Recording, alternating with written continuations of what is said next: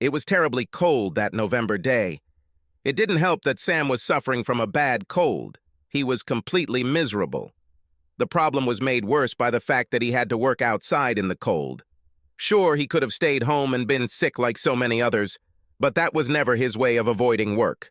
It was his family's company, and he always gave his all to everything he did. One day he heard someone say, "If it's worth doing, it's 100% worth doing." He never called in sick unless he was physically unable to work. This only happened twice. Both times it was because he was in the hospital. At 10 o'clock, he felt his body begin to give out. He realized that he simply could not continue. Arturo, his foreman, took one look and practically forced him into his truck with the words, "Go home, Samuel. You are of no use now, and eventually the whole team will become infected from you." That's how Sam found himself sitting in his truck parked on the street in front of his house 20 minutes later. He parked on the street because he returned home to find his brother's truck in the driveway. This was strange for 3 reasons. First, his brother had to be at work. Secondly, Jimmy had no real reason to be in Sam's house without Sam being present. Third, the reason Sam was with the team in the first place was because he was covering for Jimmy, who was supposedly in a nearby town meeting with a potential client. Of all the possible reasons why Jimmy's truck was in his driveway at this time, Sam couldn't think of one that was acceptable. He entered the house and quietly climbed the stairs to the bedroom. The closer he got, the more clearly he heard sounds that he would never want to hear. "Oh God, yes, Jimmy!" Camilla's voice came through the open bedroom door. Thus, Sam's suspicions were confirmed. "Damn bitch," Sam thought, switching the phone to video mode and pointing it at the open doorway. "Jimmy made me cover his ass so he could pat my wife's ass. Let's see how he likes it when I kick his ass." None of the lying lovers noticed how the enraged figure of the deceived husband silently entered the room and stood at the foot of the bed.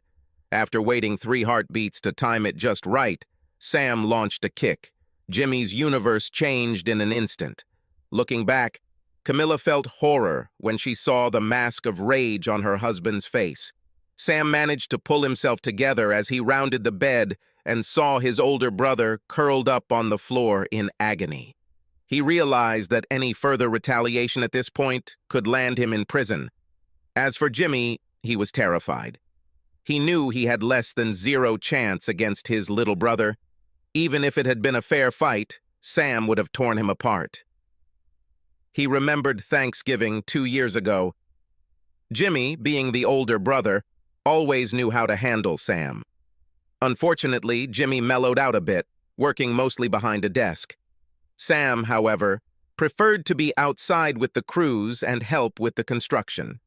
Thus, Sam gained a lot of power, while Jimmy lost a lot. Jimmy always liked to joke with Sam about how, being older, Jimmy would always be able to handle his little brother. That day, Sam defied his older brother right in front of Jimmy's wife. They will have an arm wrestling competition. Jimmy, thinking it was funny that Sam actually defied his older brother, let his overconfidence lead him. "Okay, it's time to show my little brother who's boss again." Jimmy grinned at his wife. Jimmy and Sam walked over to the table and sat down. "Oh, damn," Jimmy muttered. No matter how hard Jimmy tried, he couldn't move Sam. Sam just sat there and grinned. His biceps flexed, but Jimmy knew Sam wasn't giving it his all. He looked at Sam's face and saw that Sam was just playing with him. Jimmy saw that he was about to be thoroughly humiliated in front of his wife and entire family. He saw in Sam's eyes all the humiliation and bullying that he inflicted on his younger brother. He could see that Sam was enjoying this little payback. Sam even went so far as to lower Jimmy's hand halfway and look at his watch before returning it to its neutral position. The humiliation was complete when Sam yawned boredly and effortlessly took Jimmy's hand and placed it on the table. After this, Jimmy vowed revenge. The truth is, Jimmy deserved what he got. He bullied his younger brother all his life. No neglect could go unpunished. Jimmy got divorced before next Thanksgiving. His wife hired a private detective and caught Jimmy having an affair. 6 months later, Camilla and Sam were married. My father, Jacob, started his own construction company when I was 3 years old. He created it as a corporation, but all shares were owned by family members. My mother, Evelyn, started out as an accountant. I had one older brother, Jimmy, whom I introduced earlier, and a younger sister, Stephanie, or Steph as she preferred.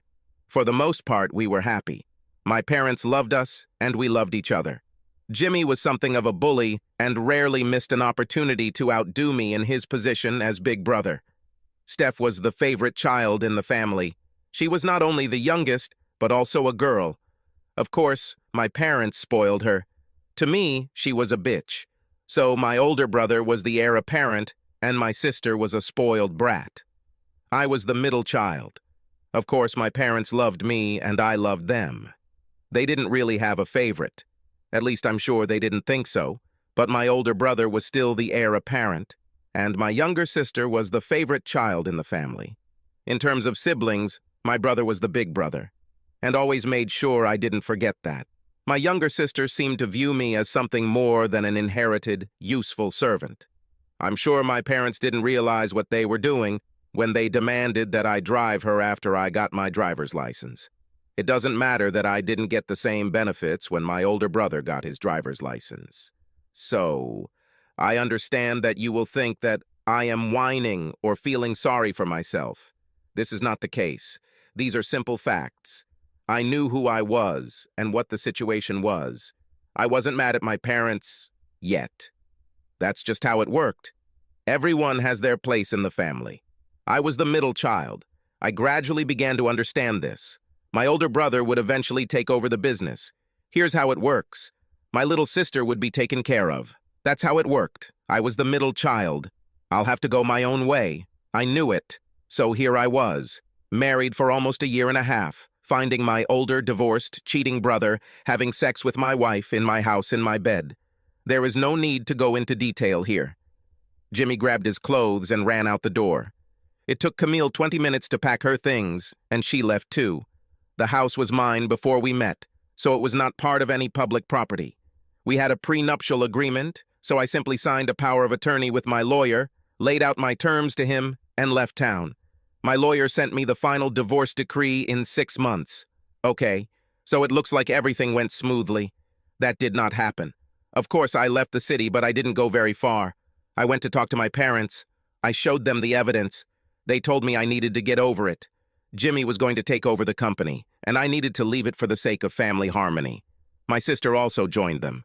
Sure, Jimmy was an asshole, but that was just a minor blip on the path to a greater good. If I clicked on them, I would lose. Let it go, and be happy for Jimmy and Camilla. To make matters worse, Camille moved in with Jimmy that same night. I was told not to make waves. Jimmy was the chosen one.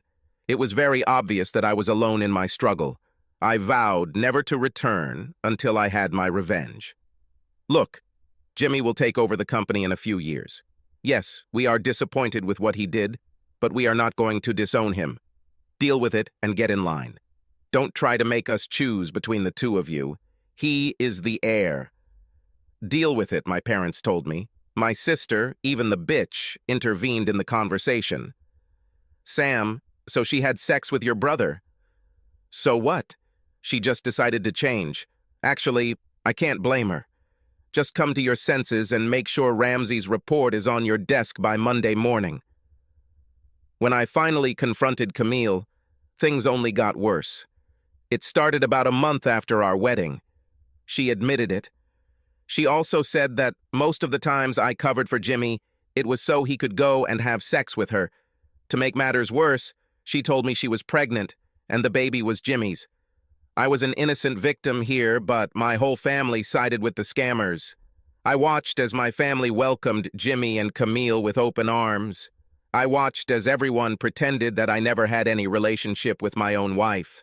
I listened as my family fawned over Camille and congratulated Jimmy on becoming a father and giving my parents a grandson. All this while I was quietly pushed aside. My divorce was barely mentioned and was only talked about in general terms as it related to the timing of Jimmy and Camilla's marriage. I was extended invitations to family dinners and parties, but it became very obvious that this was done more out of a sense of duty than because I was actually wanted. As long as I showed up for work and did my job, that was all they really seemed to care about. The last time I saw my family for the next 10 years lasted exactly 3 minutes and 30 seconds. It was for Thanksgiving dinner. I arrived late in the evening, walked in, and began my greetings. As you can guess, they were far from pleasant. And just as quickly, they showed me the door. I swore 2 things. First of all, I would leave and never consider these people family again. Secondly, one day I will return and destroy them for what they did. This was my family. These people were supposed to love and respect me. I did everything I could to be a good son and brother to them, but they turned their backs on me when they should have hugged and comforted me. Somehow I will return and burn their world to the ground around them. Would I show them the same mercy that they show me? Never. 2 weeks later, "Damn it! Where the hell is Samuel?" came a cry from Jacob's office. "What's wrong?" Evelyn asked worriedly, rushing inside. True, she hadn't seen her middle child in a while, but she just assumed he was still sulking about what happened. She actually felt a little sorry for him, but she just couldn't go against her eldest son. Ultimately, he was chosen to lead the company. The Geraldson project is a month behind schedule, and the Mandelson building inspector is demanding that we take all of last week's work and completely redo it. This will cost us at least $50,000 and another 2 weeks to fix. "Why the fuck did Samuel let this happen?" Jacob shouted.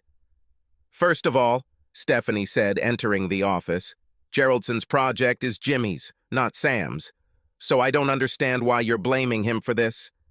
Secondly, I haven't seen or heard from Sam in the last 2 weeks. He's not answering his calls, and his foreman just told me he hasn't seen or heard from him in the last couple of weeks either. Sam knows damn well he has to cover Jimmy on this project. Damn it. He'd been working on this for the last 6 months, so he should get used to it. Find him and tell him I'm waiting for him in my office so I can kick his ass real good first thing in the morning. It's time for him to put an end to this whining and get to work." The next morning, an anxious Stephanie was in her father's office. She sent more than 20 text messages and left several voicemails on Sam's phone. She even went to Sam's house to see if she could talk to him. Now she had to explain to her angry father and the rest of her family what she had found. "Where the hell is Samuel? I told you that you should have seen him here first thing this morning, but I didn't see him." Jacob frowned as he looked around the room at his wife, eldest son, Camille, and daughter. "Well, he left," she stammered as she spoke. "Left? What do you mean left?" asked her mother. "I mean left. I don't know where, but he left. He doesn't answer text messages or phone calls. He doesn't answer voice messages. Yesterday, I even went to his house and found that he had moved out. When I walked in, there was a cleaning crew there, and they told me they were preparing it for new residents. It looks like he's renting it out now," she explained. "Are you trying to tell me that he abandoned his family?" Jacob practically screamed. Stephanie had a rather restless night following her discoveries. Not being able to sleep made her remember quite a few things that had happened and been said over the past few years.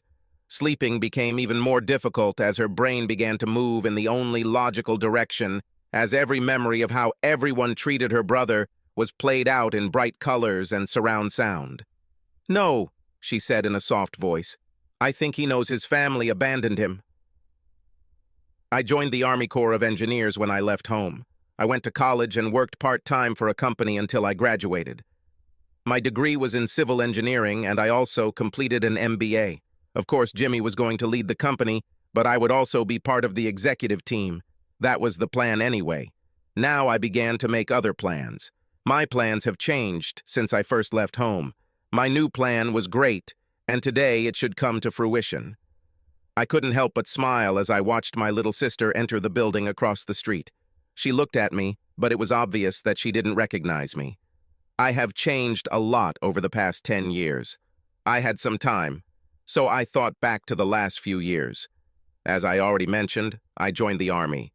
With my education and background, I was welcomed with open arms. I found myself in a sandbox, rebuilding infrastructure. I had a lot of free time, so I used it for training, including weapons training, and I even hired a couple of special forces guys to teach me hand-to-hand combat. Not that I needed it, but I wanted to improve my strength and be able to defend myself if necessary. It took 6 months before I was enlisted in the Army. By this point, I had been promoted to captain and my commanding officer was making noise about re-enlisting.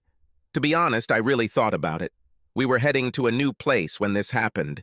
An improvised explosive device exploded as we drove past. Our Hummer was destroyed, but managed to survive most of the blast and shrapnel. I was wounded, but at that moment, I didn't think it was severe. And yet, it hurt like hell. I heard shots ringing out around me as I tried to get out of the destroyed car. It was then that I noticed that the lady we were accompanying, one of the members of Parliament, was indeed seriously wounded. Her leg was badly damaged, and she was losing a lot of blood. I had just grabbed the first aid kit to start trying to slow her blood loss when someone screamed that the car was on fire. Putting the first aid kit in my hand, I unfastened her seatbelt and managed to get her out of the car and drag her to a place where we had some kind of shelter. I managed to slow the bleeding while the gunfire raged around us. Once I had done all I could for her, I took up my rifle and went into action, doing my best to keep the enemy away from our position. I didn't care how much blood I was losing myself as I knelt next to her, shooting at anyone who looked like they were trying to get to us. 20 minutes later, I was completely exhausted when I heard the flapping sounds of helicopters overhead. My body finally gave in as soon as I saw the paramedics running towards us. Sons of bitches! Load these two onto an evacuation helicopter immediately. I heard someone scream, and then everything plunged into darkness. My eyes opened to a pair of green lakes, surrounded by the face of an angel with shiny red hair. "I am in heaven," I muttered. The angel's eyebrows furrowed, and then her face brightened. "Why do you think so?" she asked in a sweet, melodious voice. "I was sure that I would survive, but apparently I died." "Why do you think you're dead?" "Well, I've never died before, so I can't be sure, but I would think that when someone wakes up and sees an angel looking at them, that would be a clear sign that they have died." Her face changed to a cheerful one as she started laughing.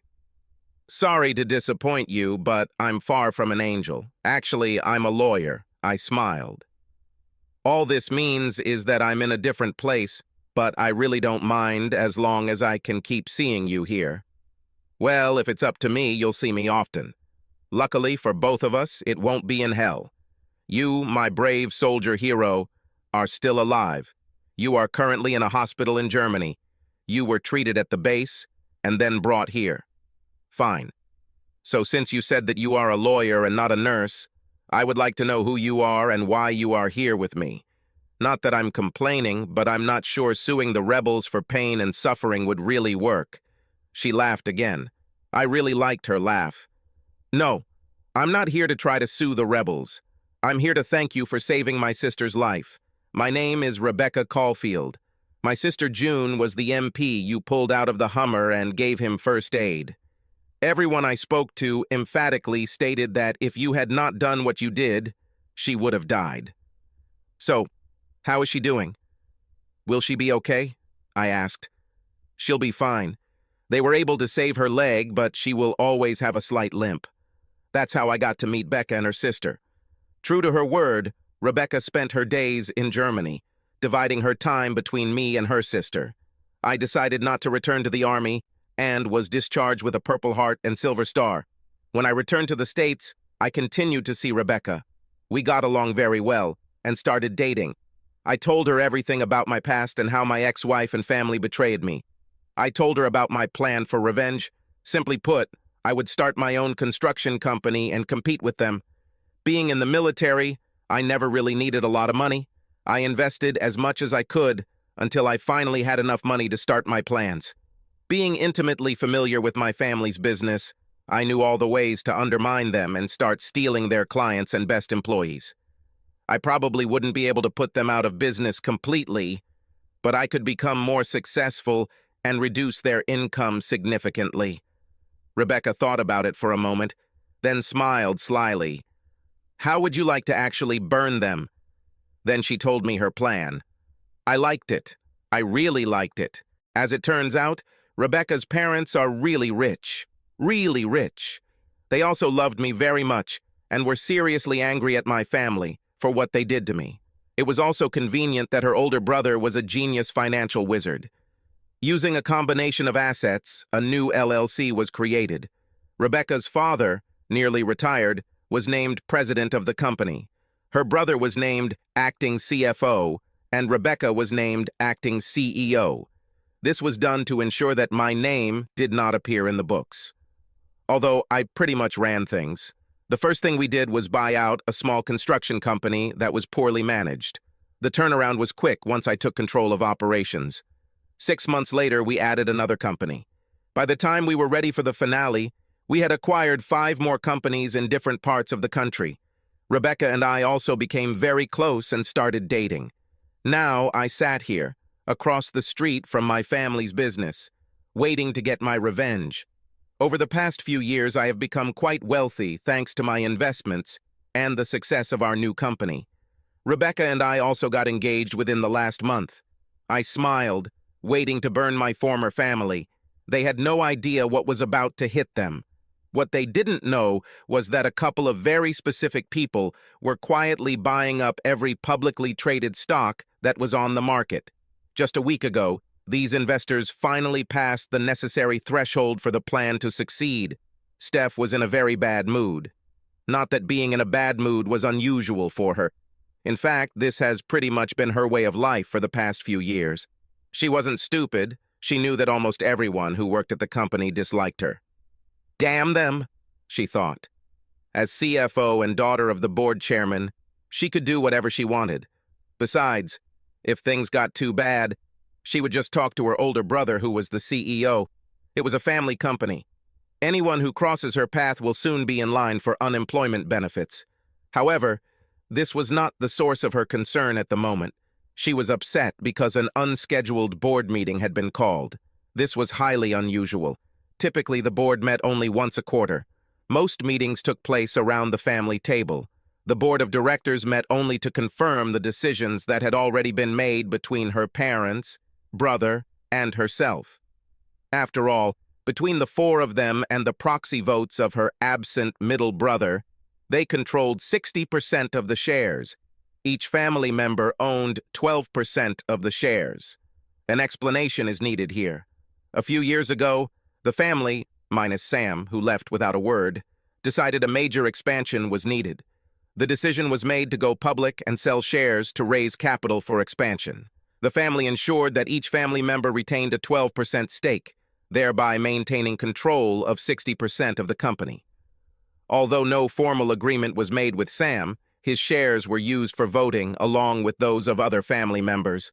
No one paid much attention to this, since he refused any contact with them. He even refused to come to Jimmy and Camilla's wedding after Sam divorced her. None of the family even knew where he had gone or where he was now. After 10 years of silence on his part, it was simply assumed that his votes belonged to the family, and they could do whatever they wanted with them. Steph paused, about to open the door to the office building. On the other side of the street stood a tall, well-built figure of a man. She only managed to glance at him briefly, and he seemed somehow familiar to her. At that moment, a bus passed by and the figure disappeared. Shrugging, she opened the door and entered the building. Steph was very bored during the meeting. Procedure still had to be followed, although the board had recently met last month and was not due to meet again for another 2 months. The minutes of the last meeting were read out. An old case where they repeated what was discussed last month. Updates across various divisions. No changes since last month. Any new business, of course, was, I am filing a motion to remove the chairman of the board for gross incompetence and moral failings, said the attractive brunette. She must have had some kind of injury because I noticed a slight limp when she walked. It was then that Steph noticed that there were far fewer people than usual at a board meeting. None of the major shareholders she was used to seeing were present. Instead, there were a few very small shareholders, a brunette who filed a petition, and a blonde who had never been there before. I support this proposal, the blonde shouted. What the hell is going on here? Steph thought. Of course, they were delusional, thinking that they could go through something like that. In the end, the family had 60% of the votes. It was simply impossible. This stupid woman was close to being completely crushed. Everyone except the two stupid women were shocked by this movement. The discussion was lively but short. Voting began with the expected result. Miss Caulfield with 35% of the shared votes? Yes, obviously, since she proposed. Miss Jeffers with 4% of the votes? Yes, said the blonde. Again, this was expected since she supported the proposal. There were several more people who voted against. There, the calculation reached 1% of shares. So, 39% yes, 1% no, and the family with 60% has not yet voted. Of course, Jimmy, me, Mom, and Dad all voted no. After all, Dad was the chairman. 49% no, against 39% yes. Just as Jimmy stood up as Sam's confidant to put us in an advantageous position, the door swung open and in walked the tall man I'd spotted across the street. Yes, Samuel Johnson with 12% of the vote, said my brother, whom I had not seen or heard for 10 years.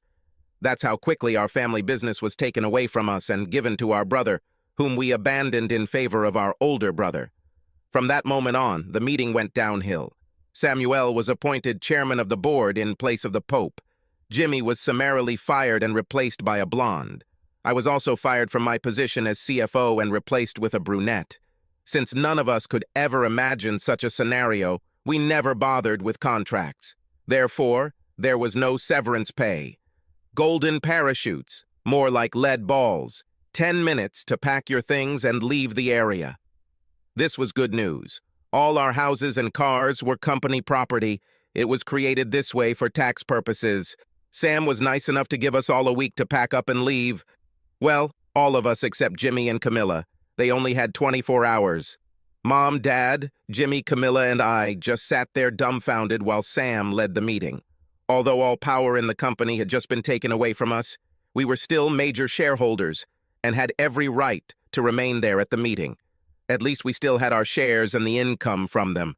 As long as the company existed and was profitable, we should be fine.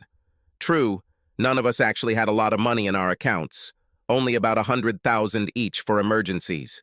Since the company paid for our mortgage, utilities, cell phones, and vehicles, we really didn't need much to live. Instead, we all agreed to put most of the profits back into the company and grow it. The plan was to cash out later so we could all retire comfortably while we were still young enough to enjoy it. Okay, Sam said, taking charge of the meeting. Any other questions? Yes. There is one more issue to discuss, an attractive brunette stated. SRJ. Enterprise made a buyout offer.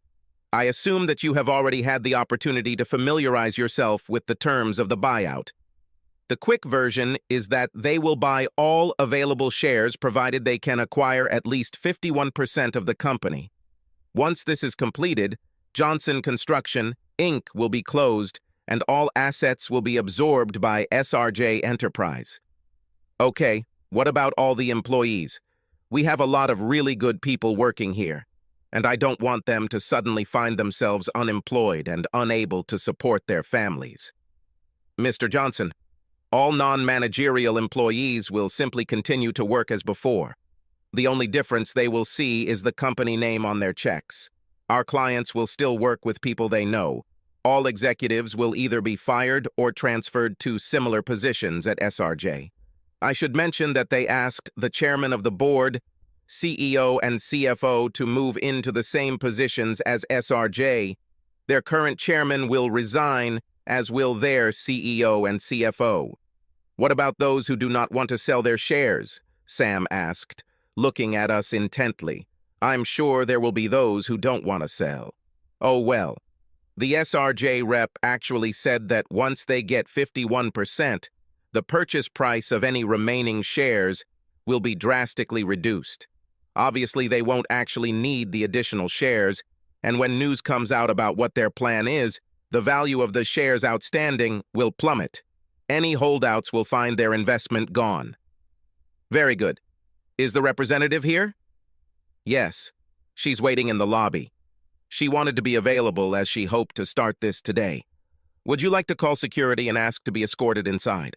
Sam called security, and a few minutes later an absolute goddess strutted through the doors. She was about 5'7", Tall, with long, luxurious red hair down to her waist, emerald green eyes, a beautiful face with a light sprinkling of freckles on her thin nose, large breasts, and a thin waist that flared out to really nice hips. She wore a charcoal pencil skirt, a matching jacket, and a light pink blouse. Her long, toned legs were covered in silk stockings, and she wore 4-inch Prada heels. I was wondering what the hell is going on with all these attractive women who somehow show up today and steal our company from us. Besides, what did Sam have to do with this? It was becoming abundantly clear that he was part of this plan. We haven't heard a peep from him for 10 years, and he suddenly shows up today of all days? He then proceeds to vote for his family to get out of the business Dad started? What the hell was he doing? Why did he do this? So, as I said earlier, we are offering $120 per share for the first 51%. After that, anyone who wants to sell will be offered $2 per share. It's simply not worth anything more to us once we gain majority control. Shit. I missed the first part of what she said. I really regretted not listening. The decline from $120 per share to $2 per share was catastrophic. Of course, I didn't really want to sell, but not selling would have been devastating. I quickly stood up and shouted that I wanted to sell. Better get in line early while I can. A dazzling smile appeared on the redhead's face as she turned to me. Certainly. We will be happy to purchase your shares. You are currently fourth in line, so I will make you our offer as soon as I complete the first 3 transactions.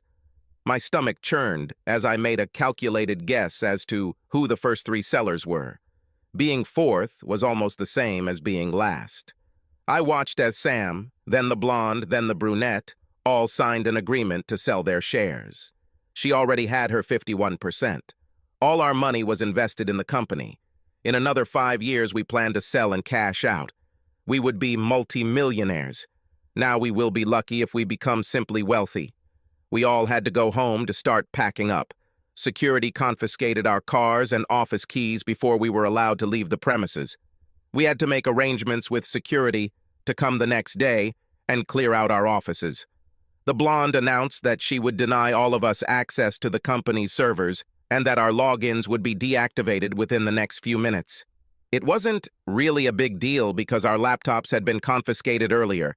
The blonde also informed us that our home computers would be confiscated the next day. Additionally, if any evidence is found that we attempted to delete or corrupt any files before they got there, serious charges of corporate espionage, fraud, tampering with evidence, and theft will be brought. Jimmy was informed that his computer was confiscated by IT immediately after the vote to remove Dad from office. Oh, and we have a forensic accountant already looking at the books. Sam smiled. It was the next evening when everyone gathered at their parents' house. Jimmy, Camilla, and their 3 children arrived in a van full of everything they could hastily pack into it. With short notice and no other options, they will be moving in with Jacob and Evelyn, as they have agreed on different living arrangements for the rest of the week. After the truck was temporarily unloaded into the garage, family members gathered around the table to plan for the future. Fine. We need to figure out how we will react. We can't just sit back and tolerate this. We need to fight back and take back what is ours, Jacob stated. Great, Evelyn answered. But what are we going to do? How can we fight this? Where do we even start? We will contact our lawyers and begin filing claims. But, Dad? We don't have any lawyers. The lawyers work for the company, and we no longer control the company. We would have to hire other lawyers, and they cost money. Now, I know we all have accounts where we've been hiding money, but this is going to be a long legal fight. And right now, I need all the cash I can live on until I find another job and get back on my feet, Stephanie said. Maybe it's time for me to visit my little brother. Jimmy chuckled, cracking his knuckles. Camilla looked at her husband critically. She got a good look at her tall, muscular, and confident ex-husband as he rode them around in the boardroom. I would strongly advise against doing this, she said. It didn't end well for you the last time you tried it, and now he looks a lot tougher and stronger than he did back then. Jimmy started to say something and then went quiet. Stephanie listened to him and added criticism to every stupid idea. She listened to an idea that no one had mentioned. It was the only thing that had even the slightest chance. She knew it wouldn't fix everything, but it might make their current situation a little easier. Maybe we could just go and talk to him. The sudden silence was deafening as everyone in the room suddenly looked in her direction, as if she had suddenly grown a third eye. Maybe if we went up and talked to him and asked for forgiveness for the way we treated him. Maybe if we begged him for mercy, he wouldn't be so harsh. Obviously, he will never take it all back. But maybe if we bow before him and admit that we were so wrong in the way we treated him, he might just ease our pain enough that we can survive and not be completely destroyed. Pandemonium ensued. You expect me to walk up to him with my tail between my legs and humiliate myself in front of this brat after he abandoned his family? And then he comes back here 10 years later without a word and stabs his own flesh and blood in the back? Are you crazy? I will never disgrace myself by bowing to that ungrateful bastard, Jacob roared. Seriously, sis? After the way he treated me and my wife before he ran away, and then what he did today, do you really think I could do anything other than find a way to put him back under that slippery rock from which he crawled? Hell no, Jimmy shouted. Even Camilla screamed her disgust at groveling before her weak ex-husband. Jimmy is 10 times bigger than Sam. There is no way I would embarrass myself or my husband by begging this weakling for anything. Darling, her mother said in the voice of a mother who loves her daughter but must reproach her for ignorance. I understand what you're thinking, but we need to start a war with a man who has encroached on the well-being of our family. Now is the time to fight back, not admit defeat. No, we will not talk to our new enemy. We will find a way to attack and take what is ours, she finished. Having completely dismissed Steph's idiotic idea, the discussion returned to possible ways to fight back. Steph remained silent as the conversation continued around her. She had already decided what she needed to do for herself. She needed to jump off the platform before the train crashed. She realized too late what their loving family had done to her older brother. But by then, Sam had disappeared. She never got the chance to tell him how sorry she was for her words and actions. She was a self-centered, spoiled child back then. Her epiphany came 2 weeks later than it should have. June Caulfield looked up when the secretary ushered Stephanie Johnson into her office the next morning. She noticed that Stephanie was wearing a very nice dark blue pencil skirt, matching jacket, powder-colored blouse, black stockings, and 4-inch heels. Overall, it was a very nice but conservative look. Stephanie's blonde hair was styled professionally, and her makeup was applied tastefully. Even though June had heard all the stories about what a cast-iron bitch Steph was, she was still very attractive. Gesturing the visitor to sit down, June began this rather unexpected meeting. What can I do for you, Miss Johnson? To be honest, I'm a little surprised by your visit here this morning. Yeah, well, I'm sure there are a lot of people who would be surprised by my presence here. I actually came today to talk to Samuel, but was told he wasn't expected. They suggested that you could give him a message. Maybe. This will obviously depend on what message needs to be conveyed. As you can probably tell from current events, he really isn't very interested in talking to your family. Just so we can understand each other, I've heard all the stories about you and your whole family.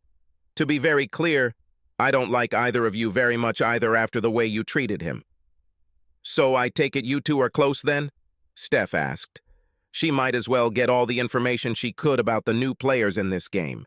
Maybe if she could win over this woman and show that she truly regretted her criminal actions, she could convince her brother to help her. Yes, we're close, but probably not as close as you think. We're not dating. We're just very good friends.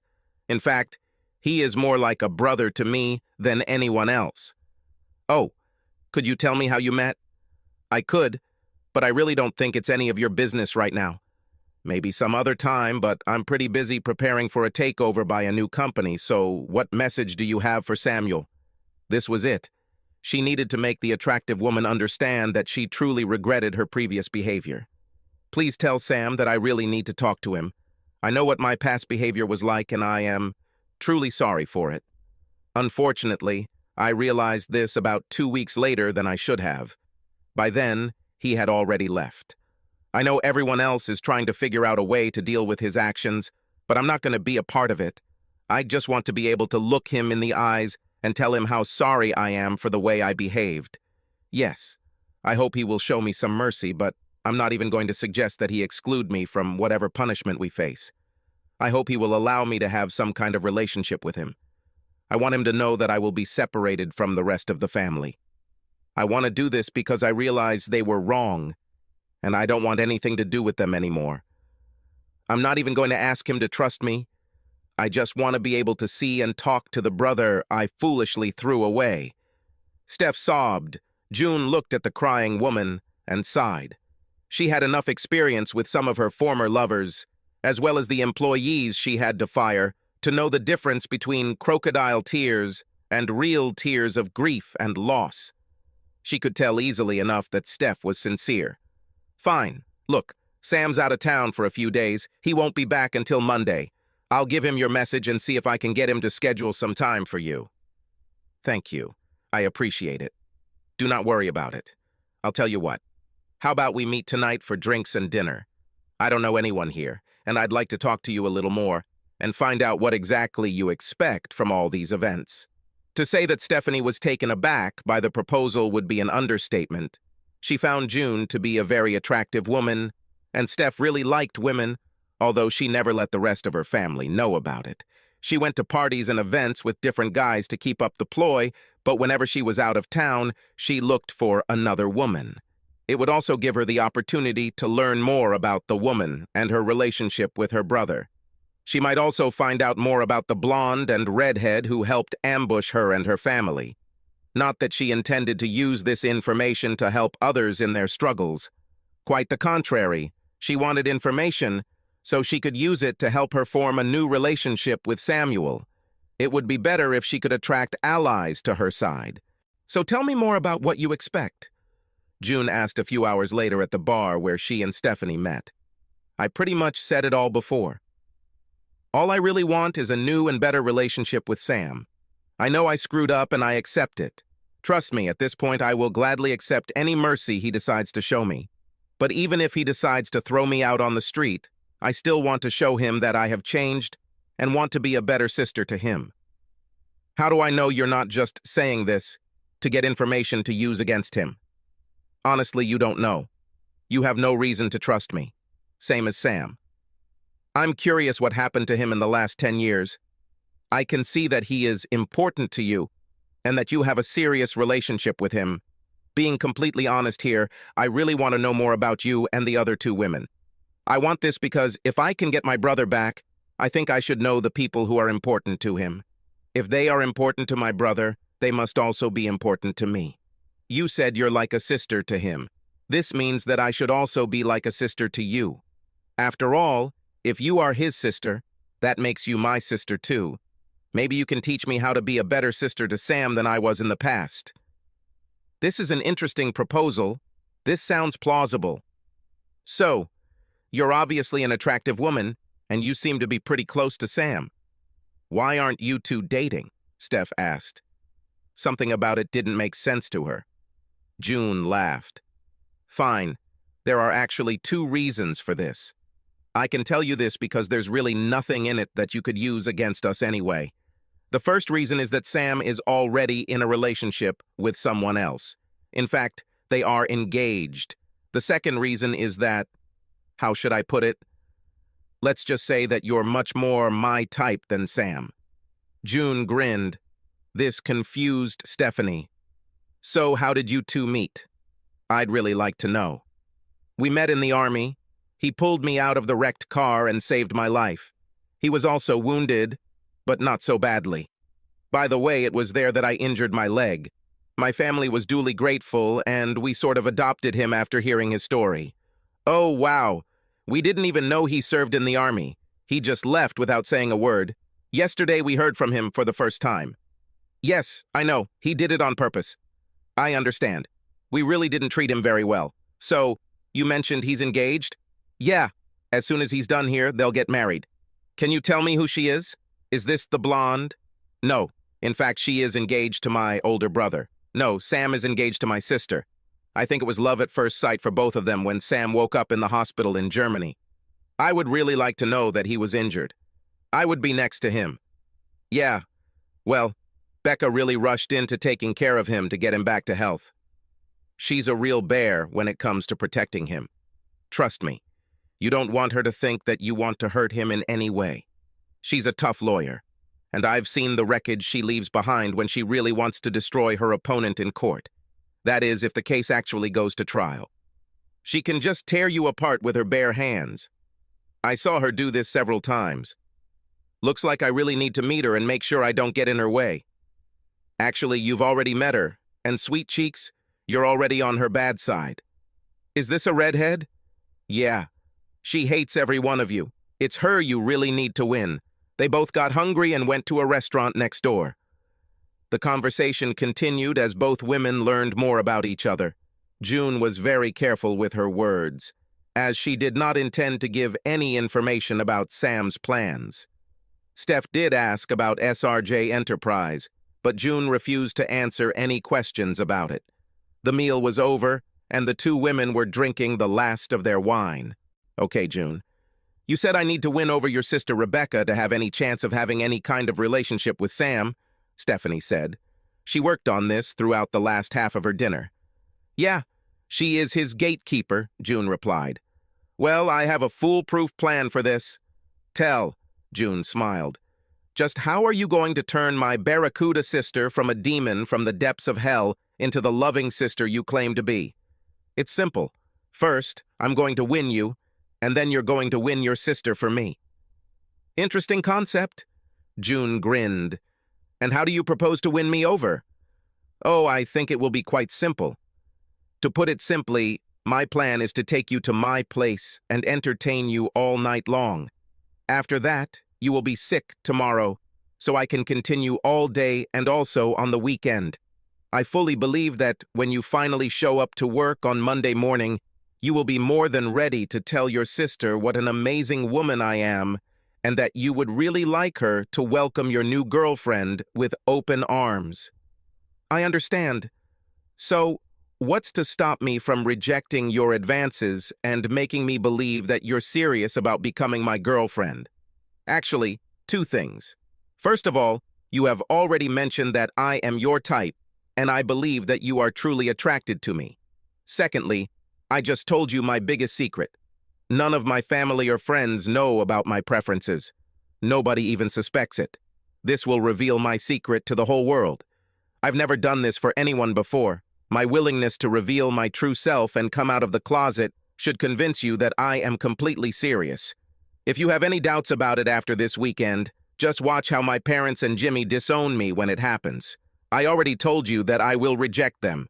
This will only make the problem worse and prove my intentions.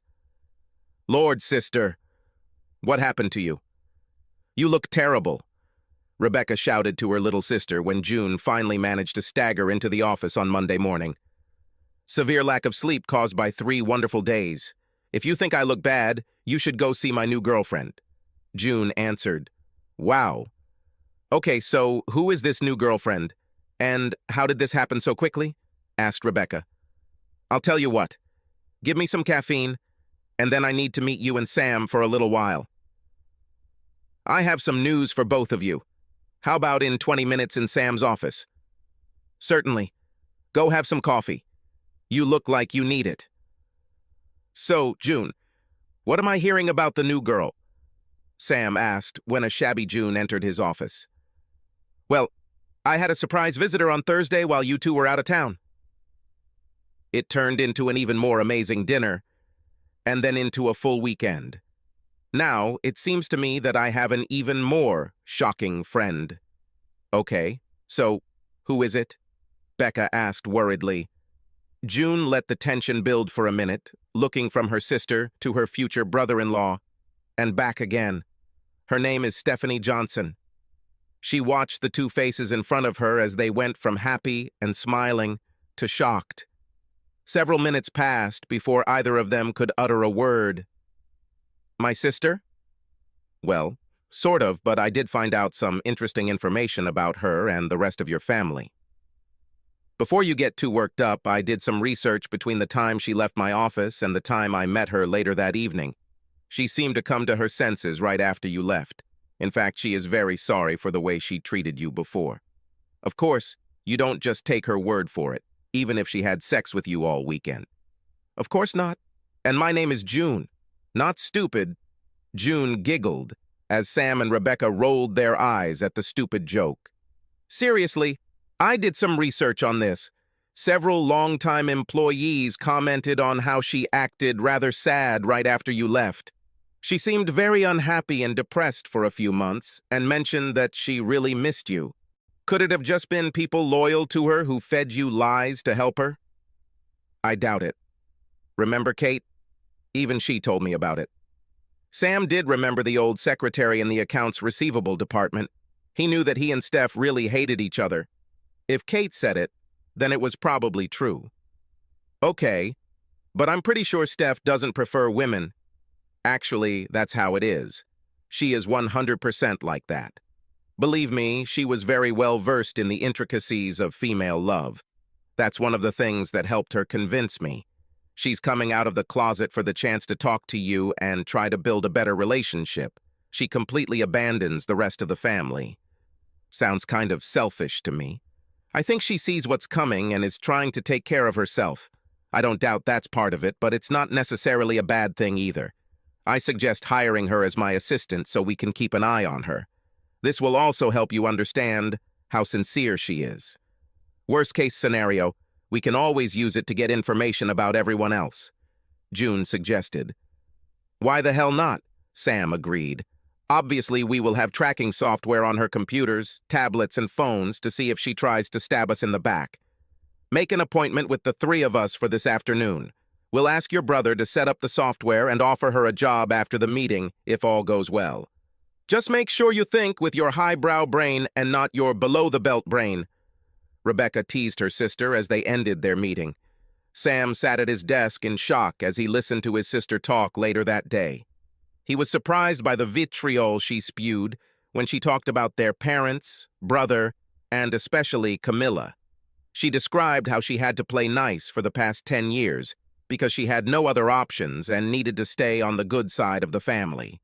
She also provided extensive information about the family's company activities, accounts, and plans to try to regain control. When asked about her seemingly sudden change in sexual preference, she spoke very openly about her past. She confirmed that she was now completely out of the closet and proudly stated that she had no doubt that it would ruin any relationship with their very bigoted family. I have been unhappy for the last 10 years. I'm so sorry that I didn't realize anything before you left, but by then it was too late. Even if you reject me now, I'm just happy that I have the chance to finally apologize to you for my past behavior. Steph concluded. Fine, I accept your apologies. It seems really genuine, and I'm even willing to try and see if we can make some kind of relationship work. Unfortunately, there is a trust issue. Considering your past behavior towards me and your relationship with the rest of your family, I simply don't trust you. You have every reason to deceive us, since I have pretty much taken everything from you. However, it seems my future sister-in-law thinks you deserve a chance. Keep in mind that we will be watching you very closely, and any mistake on your part will have dire consequences. Don't ruin it all. Well, what is SRJ Enterprise? Steph asked. I've never heard of this company before. SRJ stands for Samuel, Rebecca, and June. We own the company, so it didn't really matter what we offered for our own shares.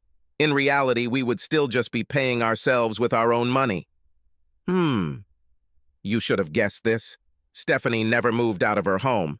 Instead, June moved in and let her girlfriend live with her. Sam and Becca continued to be amazed at how well their relationship was going. It seemed like Stephanie was really attracted to June and was really working on developing their relationship.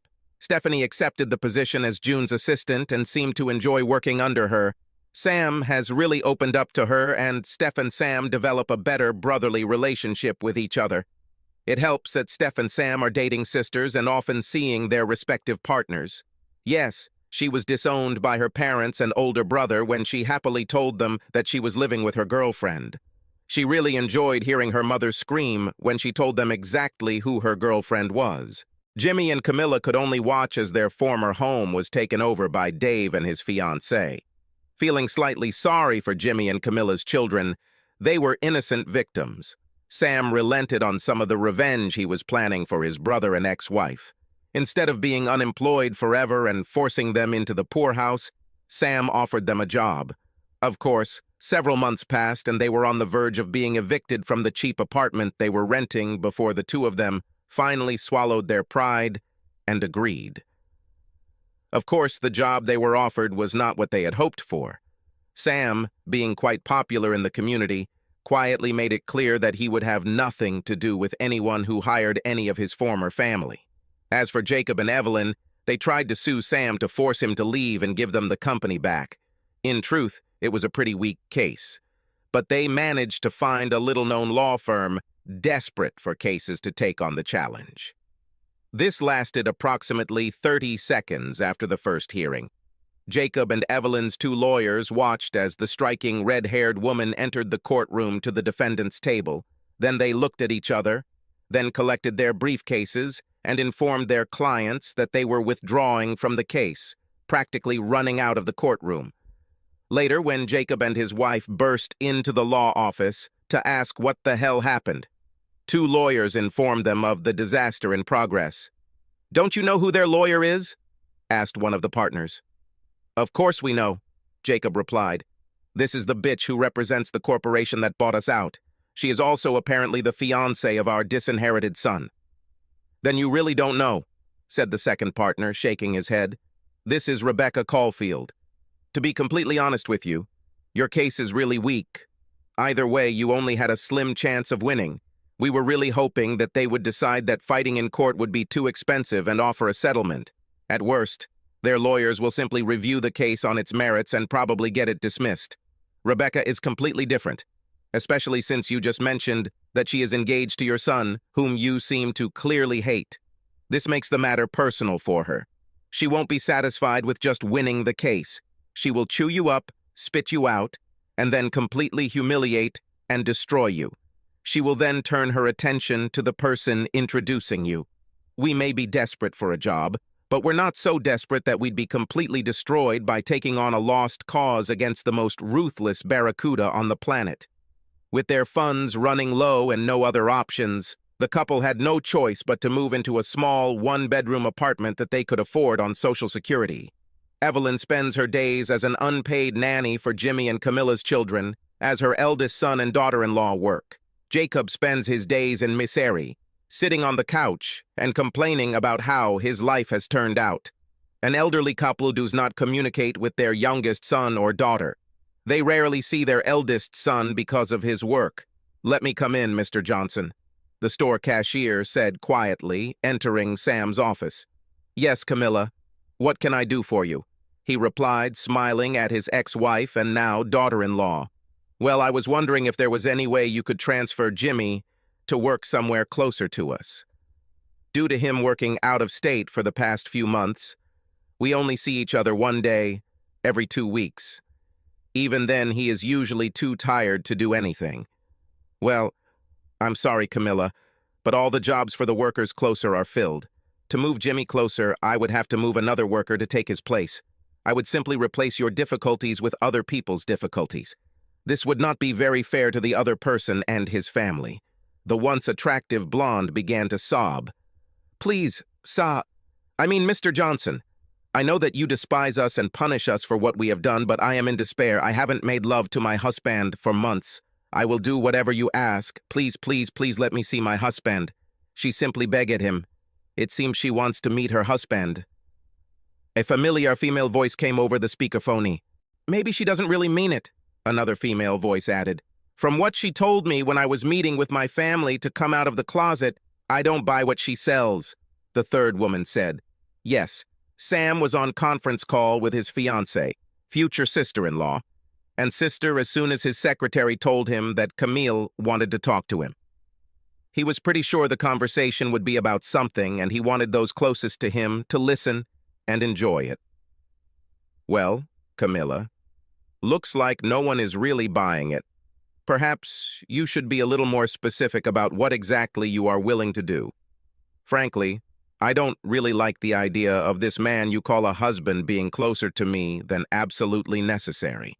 If we could find work in Siberia, I would send him there.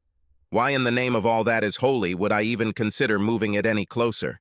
At least now he can come home every other weekend. But it's an 8-hour drive. He returns home late on Friday night, needs to rest on Saturday, and leaves again on Sunday morning. Since he is just a worker and earns barely more than minimum wage, he is so tired by the time he gets home that he simply sleeps all day. Well, Camilla, I'm not entirely sure this is my problem. If things don't work out between the two of you, you can quit and find another job. You know that's not an option. You know we've already tried this. We can't afford to pack up and move somewhere else, and no one here will hire us again after they find out what happened. I understand that you hate us and what we did, but can't you show an ounce of compassion? Again, why do I need this? You two never had any compassion for me.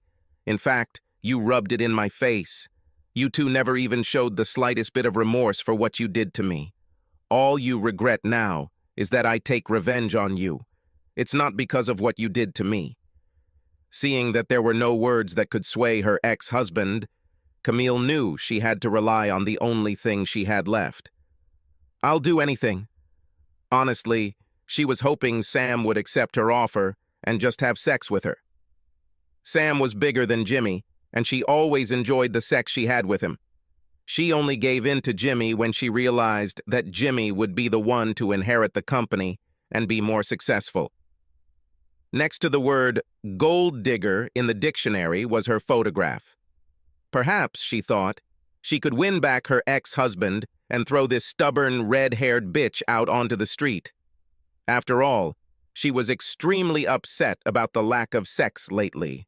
Besides, she knew she could entertain Sam senselessly if given the chance. She was only slightly concerned that this conversation was with a red-haired bitch and two disgusting individuals who were having fun with each other. Okay, Bika squeaked through the speaker. How about this? Sam, you and I have discussed the idea of having a threesome with another woman.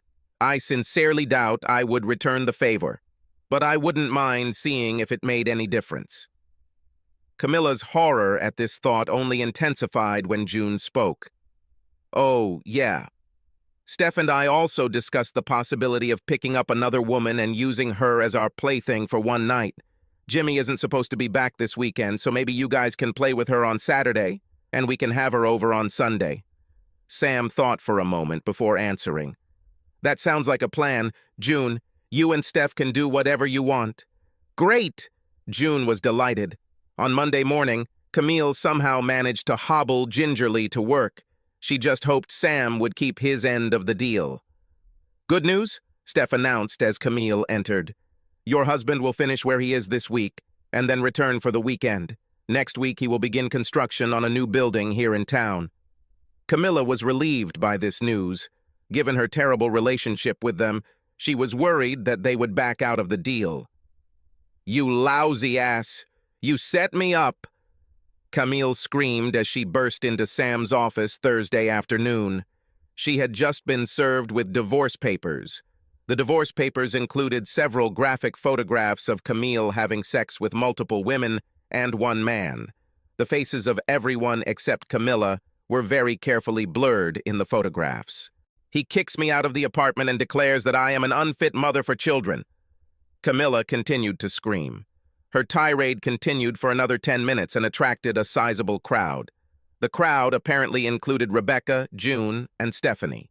Despite her screams, Sam simply sat back in his chair silently with a smile on his face. He didn't say anything until Camille finally calmed down and started sobbing. Becca, as a company lawyer, what are my options for such serious charges brought against us by one of our cashiers? Well, Mr. Johnson, as far as the evidence I've seen here, she has no evidence that you, I, or anyone else at the firm had anything to do with her promiscuous behavior. My opinion on this matter is that she has found herself in a very compromising position, and she is grasping at straws to find any way to find anything that will save her reputation and strengthen her financially.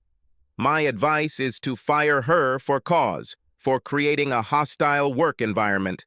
Lord knows our security cameras caught enough of her false accusations to justify this. Sam sighed. Very good. Even though she hurt me when she left me for my brother, I really hope that by helping them and hiring them when no one else would, I could somehow heal the rift in our family. It finally worked out when we hired Stephanie. Let it be so. Camilla, I have no choice but to let you go. Please notify HR. They will explain your rights and options. Your final check will be delivered to you before departure. But I have nowhere to go. Jimmy kicked me out and filed a restraining order. Without this job, I won't even be able to rent another apartment or get a hotel room for the night, she whined. Sure, she could move across the country, but what kind of life would that be? She wouldn't have the references to get any decent jobs. How would she explain the huge gap in her work experience?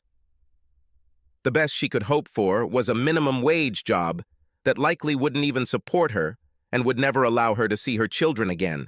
Her next option was to live on the streets here and beg for spare change to survive. She will at least see her children from time to time, even if it is supervised visitation.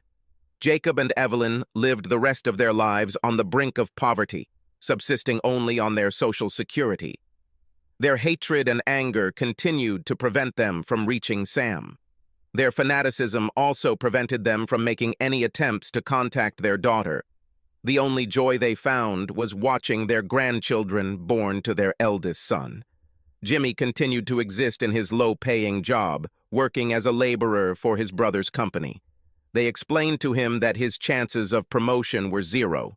He tried several times to find a better job, but was rejected at every turn.